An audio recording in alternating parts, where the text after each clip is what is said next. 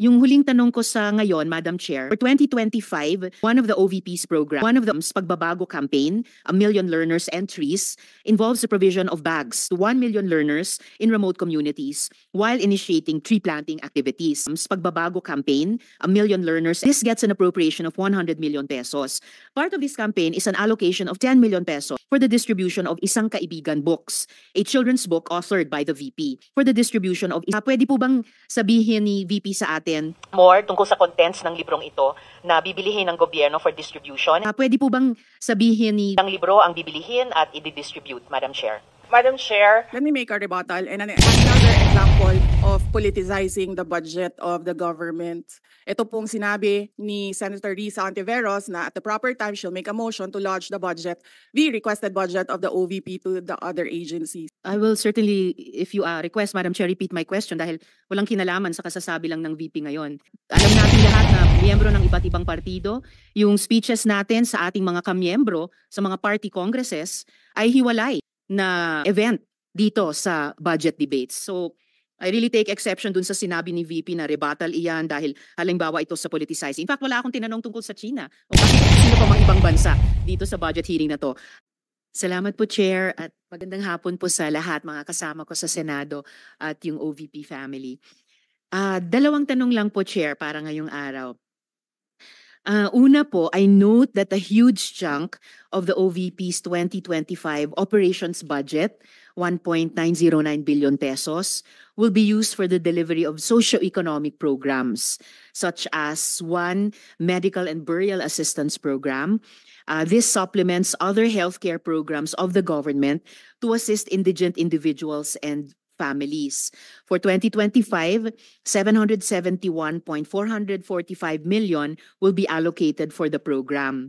Sa loob niyan, 600 million pesos for medical assistance and 171.445 million for burial assistance, which are, Madam Chair, very similar to the medical assistance to indigent or financially incapacitated patients program o MAIF-IP of the DOH. And DSWDs, Assistance for Individuals in Crisis Situations, or AICS. Pangalawa, disaster operations, which aims to provide relief goods to disaster-stricken areas not commonly reached by other agencies. Para doon, 101.644 million pesos. And is also similar doon naman sa disaster risk management program of the DSWD. Third, relief for individuals in crisis and emergencies, or providing food boxes or food items to families who are ineligible for OVP's other services. So 50 million pesos, which is also similar to DSWD's AICS. And last, Magnegosyo Taday, livelihood assistance for those with entrepreneurial skills, 150 million pesos, which is also similar to DOLE's naman, Integrated Livelihood Program o DLIP. So, ang tanong ko po dito, Madam Chair, anong nag-lead sa OVP na mag-consider na i-launch yung ganitong programs? May ginawa bang studies para suportahan yung pagkakaroon ng ganitong programs na parallel naman sa katulad at existing programs ng iba't iba nating line agencies, Madam Chair? Yes, Madam Chair. Thank you. Noong ako po ay nangampanya, 3 lang po yung sinabi ko na plataforma. Una po, trabaho. Pangalawa po, edukasyon. At 3, mapayapang pamumuhay para sa ating mga mamamayan. Nung pumasok po kami sa Office of the Vice President, tiningnan po namin ang mga pinakamaraming requests ng ating mga kababayan. Una-una po, ang lagi po naming natatanggap na request ay medical and burial assistance. Pangalawa po ay financial assistance. Pangatlo, lagi silang humihingi ng tulong sa pagkain. At pang-apat, very recently sa tali ng mga requests, no? Yes, sa tali ng mga requests is yung educational assistance na sinasabi ng mga kababayan natin. Sinasabi namin lagi sa kanila, libre naman yung public schools. Ngayon ay libre na rin yung higher educational institutions, pero sinasabi nila nahihirapan kasi sila sa plete, nahihirapan sila sa pabaon ng mga bata at sa pagkain ng mga bata. Kaya meron kaming bago, ito yung educational assistance. At ang panghuli naman, lagi naming natatanggap na request galing sa ating mga kababayan ay kapag sila ay naging biktima ng disaster, whether man-made or natural disasters. So sila po ay lumalapit sa Office of the Vice President. Totoo po, merong mga ibang local government units at ibang national government agencies na ganito po ang kanilang programa. Pero po, nung ako ay umupo as a Vice President, I took an oath, and doon sa oath, I said that I will do justice to every man. So hindi po kami pwedeng humindi sa mga tao na humihingi ng tulong, lalong-lalo na ay kaparte ng gobyerno ang Office of the Vice President. Salamat, VP, Madam Chair. Sabi nga ng VP, Madam Chair, libre na yung public school, libre na rin yung higher education, bagamat ni-note nila na sinasabi ng mga nagre-request na nahihirapan pa rin sila sa ilang mga programs na nakalodge sa ilalim ng libreng edukasyon na iyan. Kaya nga kinonsider nilang mag-launch ng ganitong mga katulad na programs.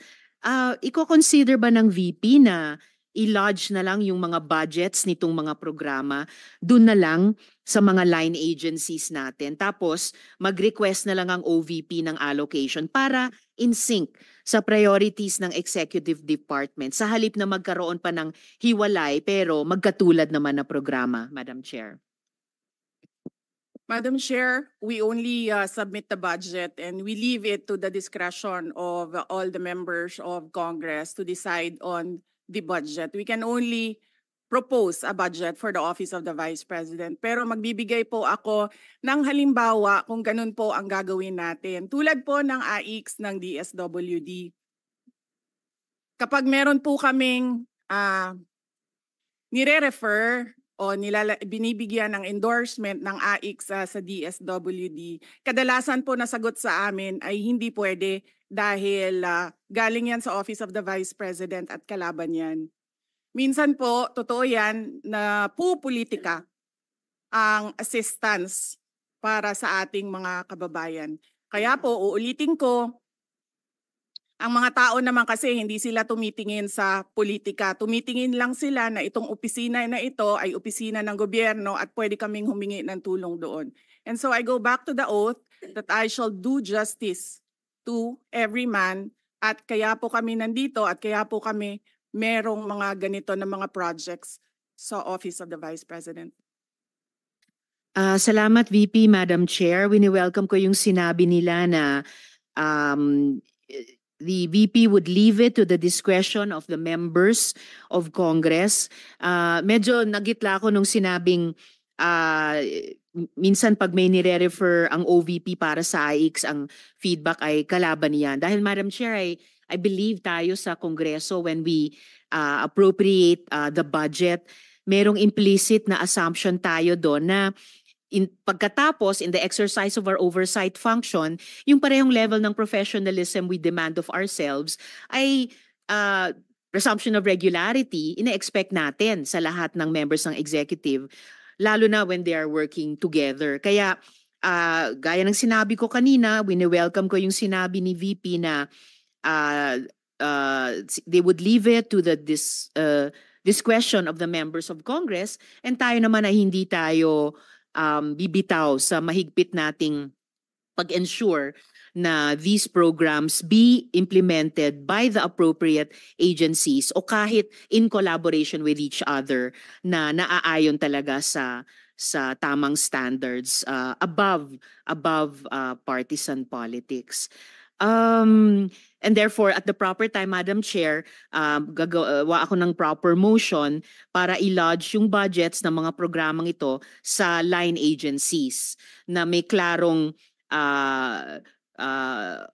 opportunity for OVP na mag-request for allocation as for other offices in the executive. Yung huling tanong ko sa ngayon, Madam Chair, for 2025, one of the OVP's programs, Pagbabago Campaign, 1 Million Learners Entries, involves the provision of bags to 1 million learners in remote communities while initiating tree planting activities. This gets an appropriation of 100 million pesos. Part of this campaign is an allocation of 10 million pesos for the distribution of Isang Kaibigan books, a children's book authored by the VP. Pwede po bang sabihin ni VP sa atin more tungkol sa contents ng librong ito na bibilihin ng gobyerno for distribution? Ilang libro ang bibilihin at i-distribute, Madam Chair? Madam Chair. Let me make a rebuttal and another example of politicizing the budget of the government. Ito pong sinabi ni Senator Risa Ontiveros na at the proper time she'll make a motion to lodge the budget, the requested budget of the OVP to the other agencies. Let me just quote Senator Risa during the Akbayan Congress. Alam ko po na ang daming kalat ni Duterte na hirap tayong linisin. Ang kadiliman noong panahon niya ay talaga namang nanuot sa ating lipunan para mansa na napakahirap tanggalin. At habang ang anak niya ay may kapangyarihan pa, hindi magiging madali ang ating laban. While VP Sara is in power, the threat of a full-blown Duterte comeback is still a very real and present danger. For one, they are supported by one major superpower, China. So that is an example of politicizing the budget of the government. May we request, Madam Chair, that Senator Risa Ontiveros repeat the last question? I will certainly, if you request, Madam Chair, repeat my question dahil walang kinalaman sa kasasabi lang ng VP ngayon. Alam nating lahat na miyembro ng iba't ibang partido, yung speeches natin sa ating mga kamiyembro sa mga party congresses ay hiwalay na event dito sa budget debates. So I really take exception dun sa sinabi ni VP na rebuttal iyan dahil halimbawa ito sa politicizing. In fact, wala akong tinanong tungkol sa China o kahit sino pa mang ibang bansa dito sa budget hearing na to. I am asking about yung national budget na ipapasa natin sa Kongreso para sa bansang Pilipinas sa taong 2025. At ang pangalawang at huling tanong ko sa ngayon, before I make at the proper time propose an amendment which may or may not be accepted by the chair and by the colleagues para nga mas i-align ang mga kaperahan natin lalo na't masikip ang fiscal space natin dun sa mga appropriate programs sa appropriate agencies na malayang-malaya ang OVP makipag-partner sa kanila tulad ng sino pang opisina sa executive. Ang tanong ko po ay ilang mga libro ng isang kaibigan ay bibilihin at i-distribute at ano, if the VP could tell us more about the contents ng librong ito. Madam Chair. Madam Chair, the book is not for sale. We only pay for the publication of the book. And we will send Senator Ontiveros a copy so that she will know what is the content of the book. Oh, this question is not only for me, Madam Chair, para rin para sa mga kasama dito sa budget hearing. Baka ilang araw pa bago mapadala at mabasa ko, which I certainly will. But I am asking a question bilang isang mambabatas sa head of agency ng isang opisina sa executive dito sa budget hearing na to. Simpleng tanong. Tell us more about the book, Isang Kaibigan, at ilang kopya nito ang bibilihin ng gobyerno sa halagang 10 milyong piso at i-distribute sa kasama ng mga bags sa 1 million learners sa remote communities, Madam Chair. Madam Chair, this is an example of politicizing the budget hearing through the questions of a senator.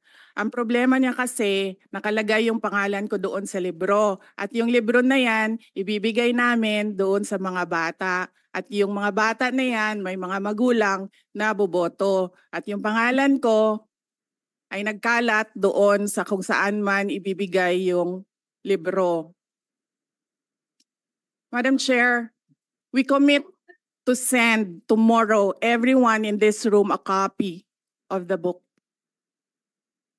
Madam Chair, hindi ko maintindihan yung ugali ng ating resource person. It is a simple question.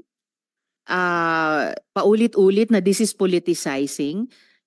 Ang VP ang nagbanggit ng salitang boboto. Wala akong sinabing boboto.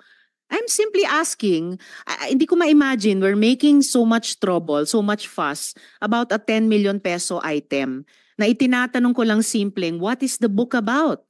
At ilang kopya ang bibilihin ng gobyerno sa halagang 10 milyong piso at i-distribute. I don't appreciate this kind of attitude, Madam Chair.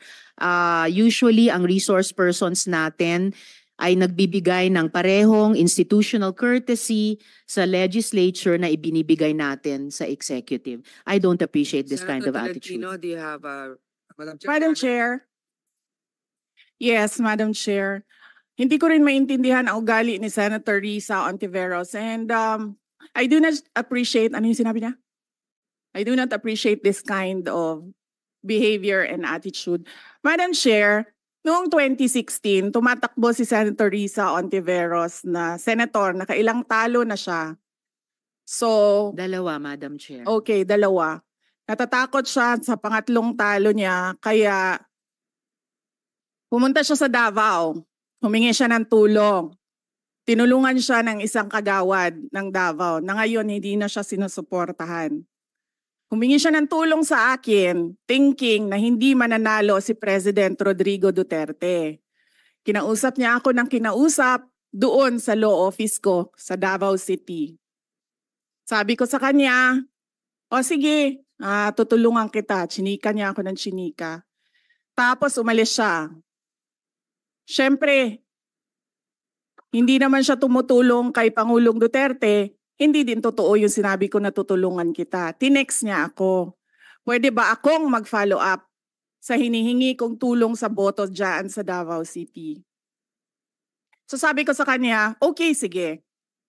So tinawagan ko at sinabihan ko at pinakiusapan ko ng pinakiusapan si former Congressman Milen Garcia. Sabi ko sa kanya, Kong, tulungan mo ito. Bigyan mo na lang ng ilang barangay mo at ilang mga leaders mo. Ayaw pa siya tulungan ni former Congressman Milen Garcia. Pinakiusapan ko ulit, Kong, please tulungan mo na lang. Nanalo na siya at nung nanalo siya, anong ginawa niya? Siya ang pinakaunang umatake kay President Rodrigo Duterte. Anong tawag sa ugaling ganito? With due respect to our resource persons and also our colleagues, I think this doesn't really. I understand there's history among all of us here, but I think that we should really stick to the budget. And I think this is just being very objective. I would like to ask also, since we're going to be furnished a copy tomorrow, we can look at it and evaluate what the content of the book is. But maybe just a general, we won't ask line by line, ano ba yung libro na yan? But tell me, is it for good manners and right conduct? That's fine. Is it science? Is it history? So maybe just a general one, so we can just answer it. Because I understand that every office will have its own advocacy and initiative. So, but then, I don't think it's also wrong for us to be curious what it is about. So just a general one. Any of the undersecretaries can tell me what the topic of the book is. Is it history? What is it? Madam Chair, the explanation is in the title, Isang Kaibigan. It's about friendship. Okay. Then that's for the record. It's about friendship. Madam Chair, just a last point. Okay. So kung sana ganun yung naging sagot sa simula pa, 'di ba? Napakasimple. Simpleng tanong, Dapat simpleng sagot. Nagkwento pa ng kwento na sinabi dati na walang kinalaman sa tanong ko. Just for the record, as a last point, Madam Chair, this is public funds and we're making inquiries about them. Budget hearing po ito. Hindi po lahat about you. Pera po ito ng taong bayan. For the record, I Madam think Chair. let's Thank not you, get Madam Chair. personal.